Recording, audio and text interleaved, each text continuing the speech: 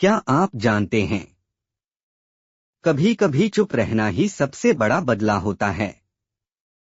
जिस दिन आचार्य चाणक्य का भरी सभा में अपमान हुआ, सबको लगा वो गुस्से में फट पड़ेंगे, लेकिन उन्होंने कुछ नहीं कहा। न कोई जवाब, न कोई बहस, बस एक मौन। और उसी मौन ने इतिहास बदल दिया।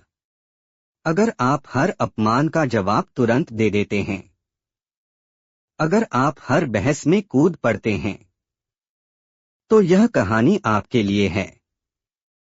क्योंकि आज आप जानेंगे, मौन कमजोरी नहीं बल्कि सबसे खतरनाक रणनीति है। आइए सुनते हैं। मौन की वो शक्ति जिसने एक साम्राज्य गिरा दिया। जब चाणक्य का अपमान हुआ, उन्होंने बदला नहीं लिया, उन्होंने इंतजार किया। और उनका मौन एक दिन सिंहासन हिला गया। याद रखिए, शोर ताकत नहीं दिखाता, ताकत अक्सर खामोश होती है। तक्षशिला के विशाल और प्रसिद्ध गुरुकुल में एक बालक शिक्षा ग्रहण करता था, जिसका नाम था मुकेश। वह अन्य विद्यार्थियों से भिन्न था। जहां बाकी विद्यार्थी अपने ज्ञान का प्रदर्शन करने के लिए उत्सुक रहते, वहीं मुकेश शांत रहता। वह अधिक बोलने के बजाय अधिक सुनने में विश्वास करता था। गुरुकुल में अक्सर शास्त्रार्थ हुआ करते थे। विद्यार्थी ऊंची आवाज में अपने तर्क रखते, दूसरों को गलत साबित करने का प्रयास करते। पर मुकेश हमेशा एक कोने में बैठकर सबकी बातें ध्यान से सुनता। एक दिन उसके मित्र ने उससे पूछा, मुकेश, तुम कभी वाद विवाद में भाग क्यों नहीं लेते? क्या तुम्हें डर लगता है? मुकेश ने शांत स्वर में उत्तर दिया, डर नहीं मित्र, मैं पहले समझना चाहता हूं। जो सुनना सीख जाता है वही सही बोल पाता है। उसी समय गुरुकुल के आचार्य चाणक्य वहां आए। उन्होंने मुकेश की बात सुनी और मुस्कुराए। अगले दिन उन्होंने विद्यार्थियों की परीक्षा ली। सबने अपने अपने उत्तर दिए, परंतु कई उत्तर अधूरे थे। जब मुकेश से पूछा गया, तो उसने कम शब्दों में सटीक उत्तर दिया। आचार्य चाणक्य बोले, देखो, जिसने अधिक सुना और कम बोला, वही आज सही उत्तर दे पाया। मौन व्यक्ति ज्ञान को संचित करता है। राजसभा का अपमान और मौन का संकल्प। कुछ वर्षों बाद आचार्य चाणक्य मगध की राजधानी पाटलिपुत्र पहुंचे। उनके साथ उनका शिष्य मुकेश भी था। मगध के राजा धनानंद का शासन था, जो अहंकारी और कठोर स्वभाव का था। चाणक्य ने सोचा कि वह राजा को राज्य की कमजोरियों के बारे में बताएं और सुधार का सुझाव दें। वे राजसभा में पहुंचे, परंतु धनानंद ने उनके साधारण वस्त्रों और कठोर चेहरे का मजाक उड़ाया। उसने क्रोधित होकर कहा, ऐसे साधारण ब्राह्मण को दरबार में आने का अधिकार किसने दिया? सैनिकों ने उन्हें बाहर निकाल दिया। दरबार में उपस्थित लोग हंस रहे थे। मुकेश का हृदय क्रोध से भर गया। वह कुछ कहना चाहता था, पर चाणक्य ने उसकी ओर देखा और संकेत किया, मौन रहो। दरबार से बाहर निकलते समय मुकेश बोला, गुरुदेव, यह अपमान सहना क्यों? हमें उत्तर देना चाहिए था। चाणक्य ने शांत स्वर में कहा, पुत्र, क्रोध में दिया गया उत्तर केवल क्षणिक संतोष देता है, पर मौन में लिया गया संकल्प इतिहास बदल देता है। उसी दिन चाणक्य ने संकल्प लिया कि वह इस अन्यायपूर्ण शासन को समाप्त करेंगे। चाणक्य और मुकेश ने वर्षों तक परिश्रम किया। वे जंगलों में बैठकर रणनीति बनाते, युवाओं को प्रशिक्षित करते, जनता की पीड़ा को समझते। मुकेश कभी कभी अधीर हो जाता। वह पूछता, गुरुदेव, हम सीधे युद्ध क्यों नहीं करते? कब तक प्रतीक्षा करेंगे? चाणक्य उत्तर देते, जो जल्दबाजी में निर्णय लेता है वह हारता है। मौन में विचार पनपते हैं, और विचारों से ही विजय की योजना बनती है। उन्होंने मुकेश को आत्मसंयम का अभ्यास कराया। कभी उसे अपमान सहने को कहा, कभी आलोचना सुनने को कहा। हर बार मुकेश ने मौन रहकर स्वयं को नियंत्रित करना सीखा। एक दिन चाणक्य ने मुकेश की परीक्षा लेने का निश्चय किया।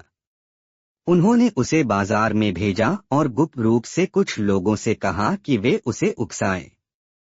बाजार में लोगों ने उसका मजाक उड़ाया। किसी ने कहा, यह तो केवल एक साधारण युवक है, इसमें क्या सामर्थ्य। मुकेश का मन विचलित हुआ, पर उसने गुरु की शिक्षा याद की। उसने गहरी सांस ली और मौन धारण किया। वह बिना प्रतिक्रिया दिए वापस लौटा। शाम को चाणक्य ने पूछा, कैसा अनुभव रहा। मुकेश ने उत्तर दिया, गुरुदेव, भीतर आग थी, पर मैंने उसे बाहर नहीं आने दिया। मौन रहना कठिन है। चाणक्य बोले, आज तुमने अपने शत्रु को नहीं, स्वयं को पराजित किया है। यही सच्ची विजय है। समय बीता। जनता राजा धनानंद से असंतुष्ट थी। चाणक्य ने गुप्त रूप से समर्थन जुटाया। सही समय आने पर विद्रोह हुआ। युद्ध प्रारंभ हुआ। मुकेश अब एक परिपक्व योद्धा और रणनीतिकार बन चुका था। उसने युद्ध में धैर्य और संयम से कार्य किया। अंततः धनानंद पराजित हुआ और एक नई व्यवस्था स्थापित हुई। राज्य में शांति और न्याय स्थापित हुआ। एक दिन मुकेश ने गुरु से पूछा, यदि उस दिन राजसभा में हम क्रोध में प्रतिक्रिया दे देते तो क्या यह संभव होता। चाणक्य ने कहा, नहीं पुत्र, उस दिन का मौन ही आज की विजय का कारण बना। मौन ने हमें सोचने, समझने और सही समय चुनने की शक्ति दी। चाणक्य की 3 शिक्षाएं। राजसभा में चाणक्य ने कहा, मौन विचारों को गहराई देता है। जो व्यक्ति हर समय बोलता है वह स्वयं की आवाज में खो जाता है, पर जो मौन रहता है वह सत्य को सुन पाता है। मौन शत्रु को भ्रमित करता है। जो अपनी योजनाएं प्रकट नहीं करता उसकी शक्ति दुगुनी हो जाती है। मौन आत्मनियंत्रण सिखाता है। क्रोध और अहंकार पर विजय पाने का सबसे सरल उपाय है मौन। वर्षों बाद जब चाणक्य वृद्ध हो गए तब मुकेश उनके पास बैठा था। उसने पूछा, गुरुदेव, जीवन की सबसे बड़ी नीति क्या है। चाणक्य ने उत्तर दिया, शब्द तीर की तरह होते हैं, एक बार निकल जाए तो लौटते नहीं। इसलिए बोलने से पहले मौन को अपनाओ। मौन में ही बुद्धि का जन्म होता है। उन्होंने आगे कहा, जिसने मौन की शक्ति पहचान ली उसने सफलता का रहस्य पा लिया। मौन कमजोरी नहीं बल्कि भीतर की दृढ़ता का प्रतीक है। मुकेश ने उस दिन समझ लिया कि जीवन में हर संघर्ष का उत्तर शब्दों से नहीं दिया जाता। कभी कभी चुप रहकर सही समय का इंतजार करना ही सबसे बड़ी रणनीति होती है। हर अपमान का उत्तर तुरंत देना आवश्यक नहीं। हर बहस में जीतना बुद्धिमानी नहीं। सही समय पर बोले गए कम शब्द 1000 शब्दों से अधिक प्रभावशाली होते हैं। मौन व्यक्ति अपनी ऊर्जा बचाता है और उसे सही दिशा में लगाता है।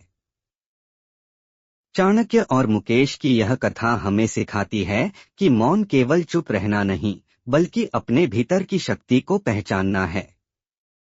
जब अगली बार जीवन आपको चुनौती दे, जब कोई आपको उकसाए, जब क्रोध आपके मन में उठे, तब एक क्षण रुकें, गहरी सांस लें और मौन धारण करें।